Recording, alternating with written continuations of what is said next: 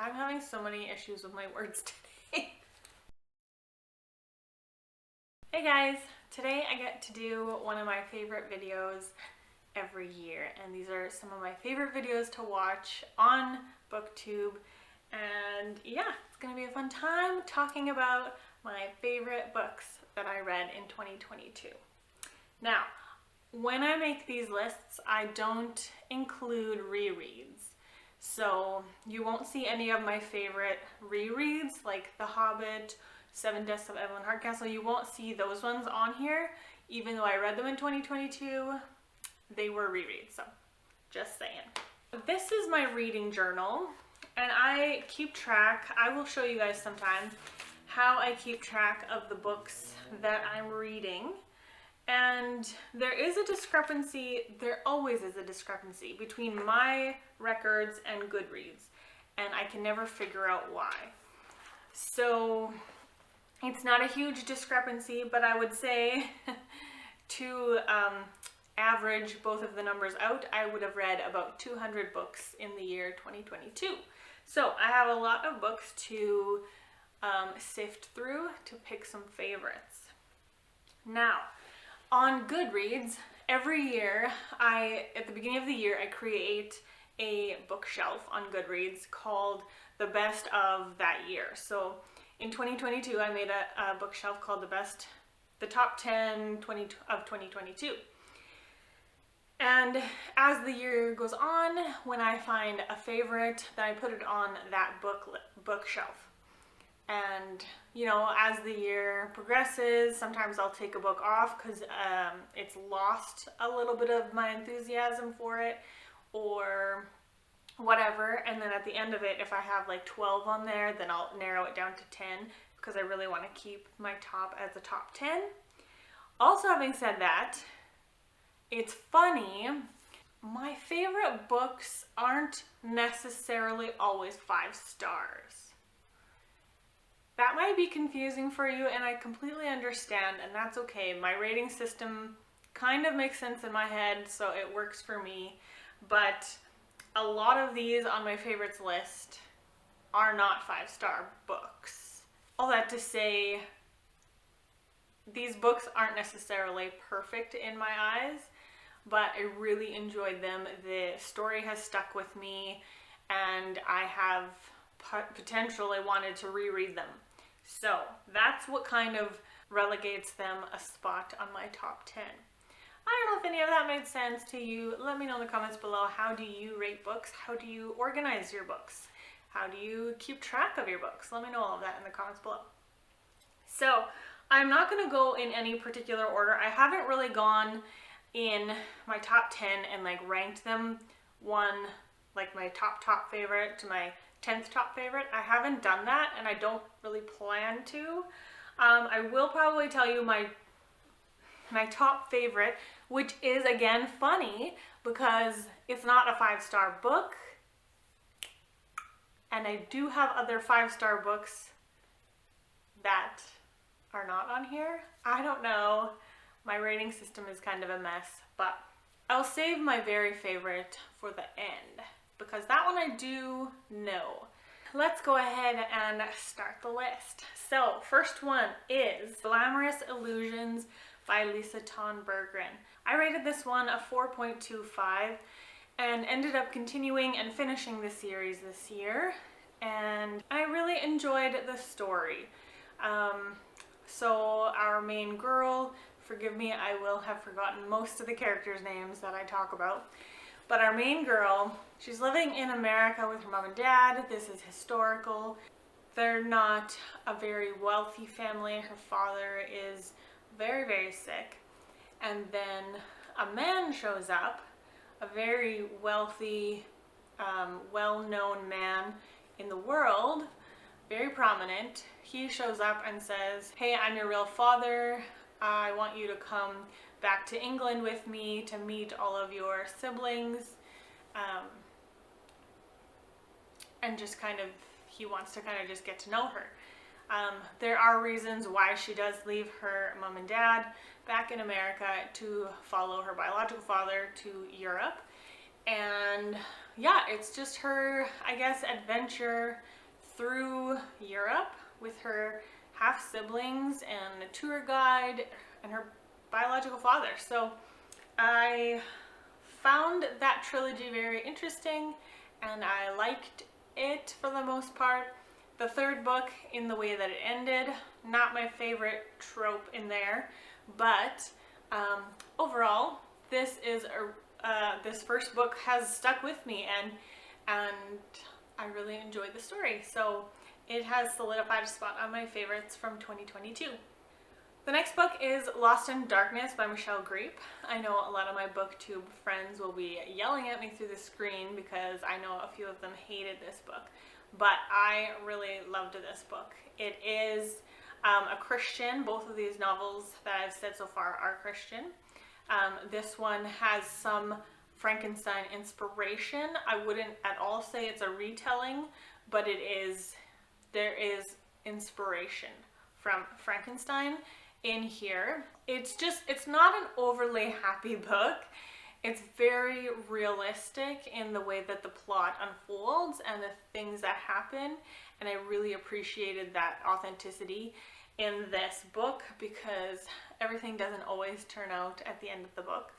And I really liked it. Yeah, I thought there was enough Frankenstein vibes in it without being like too scene for scene like Frankenstein. Do you know what I mean? So anyway, I really liked this book, and it has spurred me on to read more Michelle Greep, which I like. So the next one is, some of these I'm lucky enough to have the physical copy of. So Escape from Mr. Lemoncello's Library. Okay, so before I get into this book, I only found out yesterday that there's actually a movie made. So I really need to watch this movie. So this is middle grade. It is secular middle grade, but as far as I can remember, there isn't really anything concerning in this story. I have read the entire series now as far as I'm going to go, and I've really, really enjoyed it. The narrator for the first few books is excellent. And okay, so this is middle grade. And we have Mr. Lemoncello is like a Willy Wonka-esque character. He has purchased this library in, I forget which town, but he creates this library as like a really interactive play center almost, so that you can learn in a fun way, in an exciting, interactive way, and it's really cool. So in this one, he has put together a game for a few select kids from town that they can come and play the game, and then there's this massive prize at the end for whoever wins the game, and the game is like a big escape room. So this whole library, the kids go in, everything's locked down, and they have clues that lead them to places.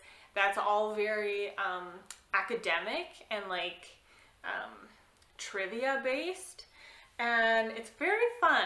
I just really like this series, and I binged it so fast because I was really into it, and I just love this one. So this one made it onto the top 10.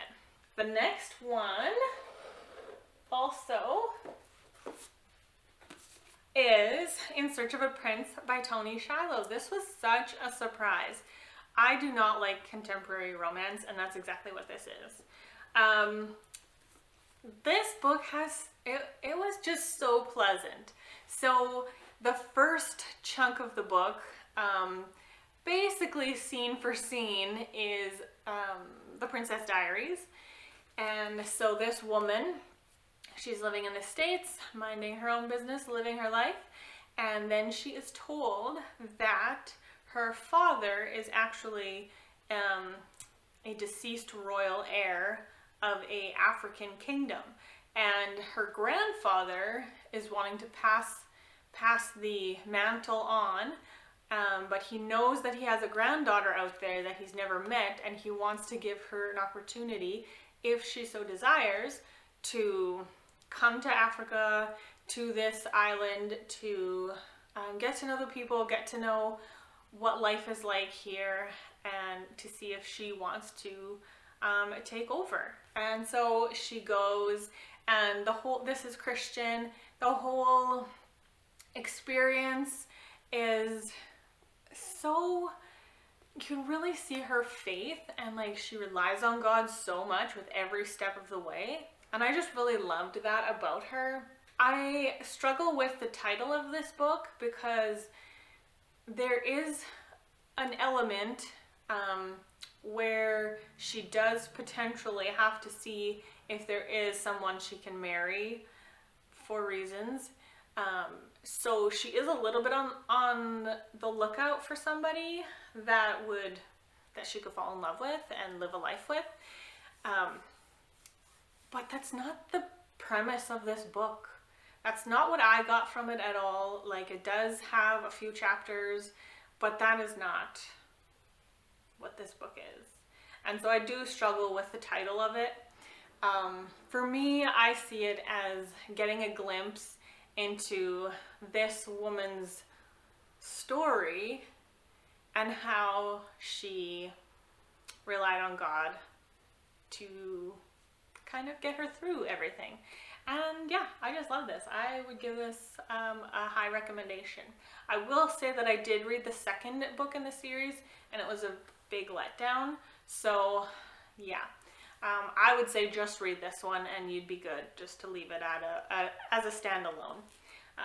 That's how I'm going to see that book, as a standalone. The next one I also have, and I haven't talked about this one in a minute. So, Senlin Ascends by Josiah Bancroft. This book was a shock. I had heard about it on Emily's channel, Books with Emily Fox. I'd heard about it on her channel and she didn't love it. And her and I don't really have the same reading taste anyway, but whatever she said must have piqued my interest because I wanted to pick it up. But I did pick it up in a way that I was not really expecting to love it. It is a secular fantasy book.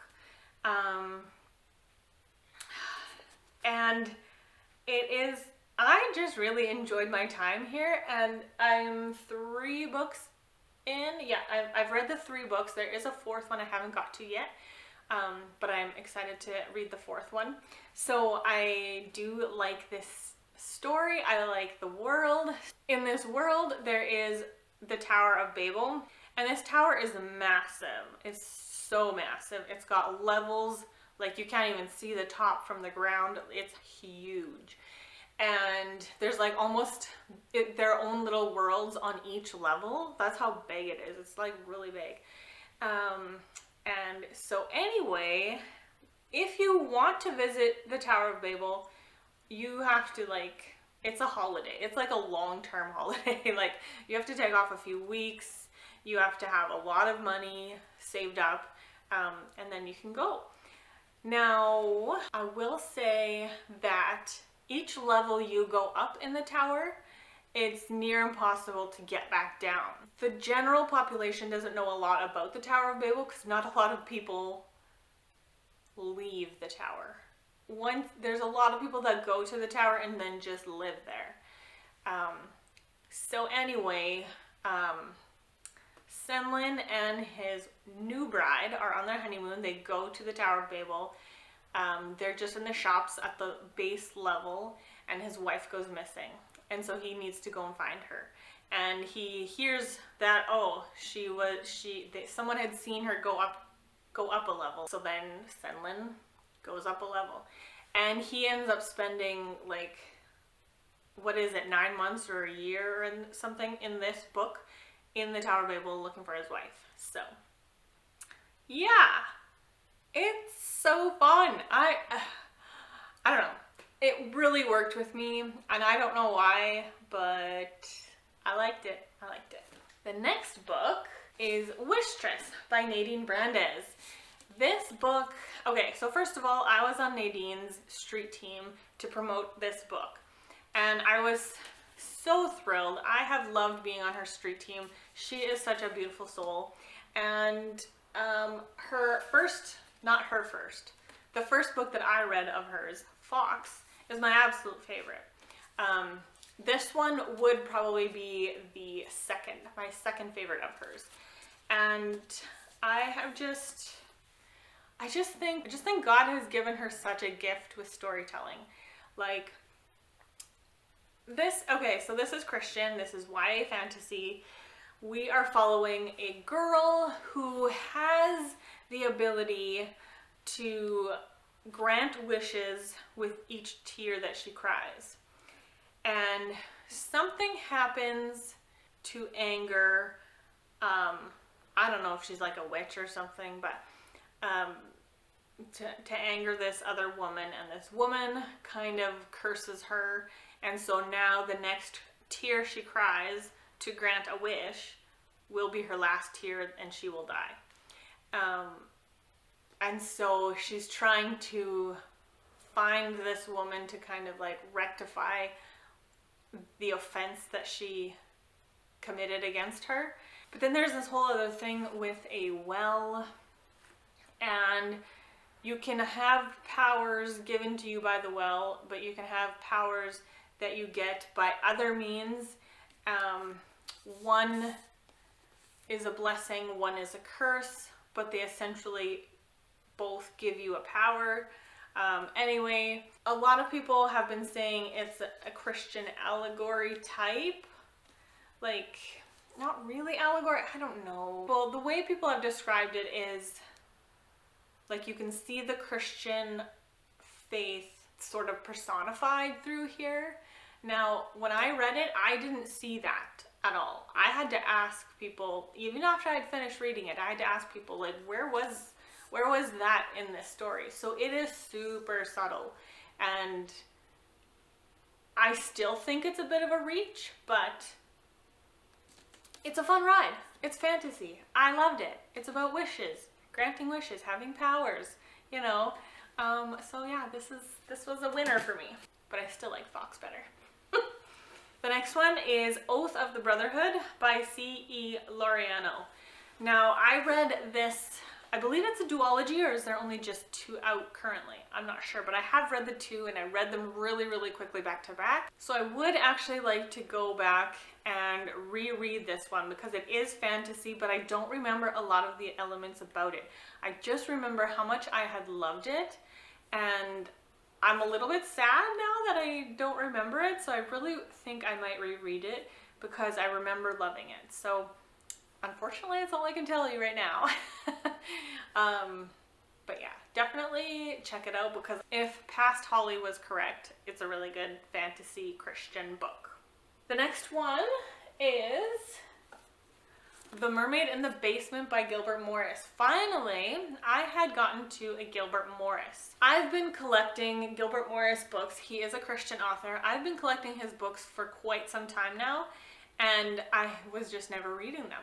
But I had a good feeling about him, and so when Celestria and Bethany both showed interest in buddy reading this, then the 3 of us got together and we started this. And I'm so glad we did because I really like this. It's a very simple historical book. There's nothing too unusual about it, but I just really like the way that it was delivered. So Mermaid in the Basement has nothing to do with mermaids, unfortunately. I totally thought that the premise would have mermaids in it. No. We are following our main character, Lady Trent. She is a countess. She is a widowed, single mother. She's very jaded with love because of her previous relationship with her husband.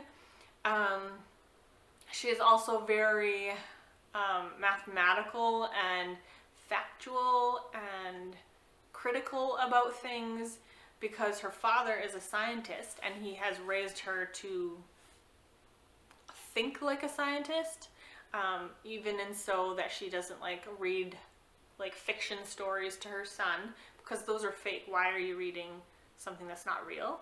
So like it's very, there's a word for that and I'm blanking on what the word is, but when you're very like analytical, that's not quite right. I'm sure you guys know what I'm trying to say. So very much like facts. Is this real? Do you have facts to back it up? Good. Let's carry on. Somewhat emotionally held back. And anyway, her brother is in the theatrical business, and the woman that he has been basically in love with ends up dead, and he is accused and imprisoned for her murder. And Lady Trent, his sister, team up with one of the other actors who believe that her brother is innocent. The two of them team up and they try to find evidence to support his innocence and try to get him released. So that is what this book is about, and I really, really enjoyed it. We have since read the second book and will be reading the third book shortly, so it's going well. And the last one is The Beautiful Pretender by Melanie Dickerson. It's actually the second book after this one. I love Melanie Dickerson's books, you guys. I don't know, there's just something so sweet and innocent and simple about her stories that they're just so nice. They're such a nice read. Anyway, this book follows our main character, who is the servant of a highborn woman. And this highborn woman is summoned, if you will, to a local kingdom's party, essentially, for the prince to find a bride.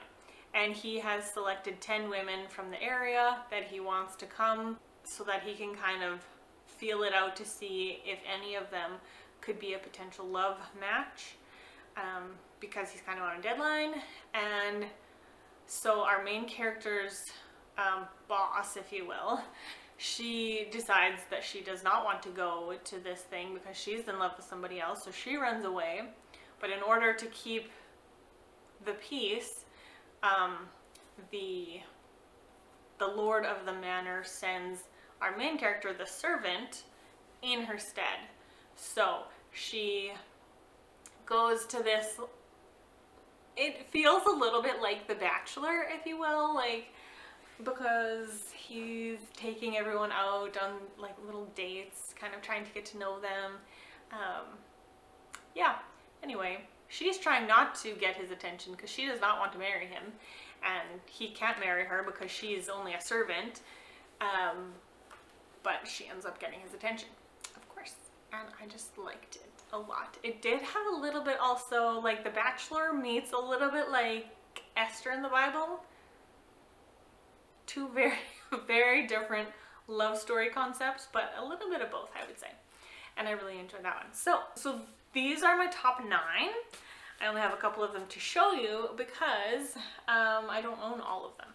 But let's talk about my number 1 favorite. My number 1 favorite of 2022 is Hind's Feet on High Places by Hannah Hurnard. This edition was so kindly gifted by Bethany. Oh my gosh. Bethany, you have just really blessed me with this book, and I'm so, so thankful for it. It's absolutely stunning. The watercolor illustrations in here are just so beautiful to look at. And yeah, I can't wait to read this illustrated edition. There's some deer. So, Hind's Feet on High Places really hit the sweet spot for me and really set me on a path that I was looking for more Christian allegory books, because that is what this is. It's really hard to explain. It's fantastical as well, because like even emotions are personified and character traits are personified. Our main character is called Much Afraid because she is always afraid of things. Not in like, this isn't like a kid's book. She's not like afraid of spiders or something like I am, but she's afraid of life, things in life, afraid of being wrong, afraid of taking the wrong path, afraid of doing the wrong thing. She's just always afraid. And she meets God, and it's just so beautiful how God asks her to do things and go places that makes her afraid. Oh, I really need to reread this book because even now that I'm like thinking about it, I'm like getting all like warm and cozy feelings because it's such a powerful story of like just absolute surrender to God. And even in the surrender, feeling that those human emotions, like being afraid. Oh, it was so good. It was so good. Guys, I really need to reread this one because it was so good. Anyway, I loved this one. I absolutely adore this edition. Thank you, Bethany. Let me know in the comments below if you have read this one. And also let me know if you have read any other Christian allegory books. Because I need to read some more. And yeah, that is essentially my top favorite books of 2022. In terms of all-time favorites, like all-time favorites, I do think Heinz Feet on High Places will make it onto my all-time favorites list. Otherwise, I mean, I always, in my mind, I separate the Christian from the non-Christian. So in terms of like a non-Christian all-time favorite, this one might actually make it onto it. I don't know. I got a lot. I don't know. How do you determine an all-time favorite? Because lots of these are favorites. But anyway, I had a good reading year. I do not expect to read close to 200 books in 2023. It sounds weird to say that. Also, let me know how you track your reading. I would love to see pictures of your journals. If you have any reading journals, please send me screenshots. I would love to see what other people are doing. And yeah, thank you for listening to me ramble about my favorite books from 2022. Let me know what were some of your favorites, and we'll chat books in the comments below. Thank you so much for watching, and have a lovely day. Bye, guys.